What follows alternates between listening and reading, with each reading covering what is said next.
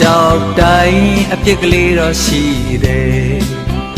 လူတိုင်းချွတ်ယွင်းချက်ရှိမယ်တဘာဝ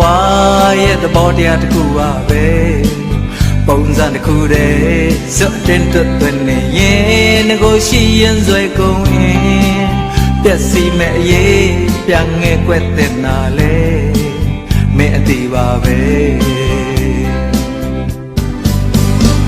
ကိုစွမ်းလောက်တော့ကိုကြောက်စားခဲ့ပါတယ်ထိတ်ဆုံးထိမရောက်ခဲ့ရတော့အလေအလတ်တော့မကပါတယ်စိတ်ပေါက်လောက်တော့ကိုလိုက်ပြီးမလုံနိုင်ဘူးတလုံးနဲ့မှမချင်နိုင်ရင်အရှုံးပေးဖို့ဝဲကြံတော့တယ်ဒီထက်ပိုပြီးမင်းအလိုကိုမဖြေနိုင်ဘူးဒီထက်ပိုပြီးမဖြစ်နိုင်ဘူးမတတ်နိုင်ဘူး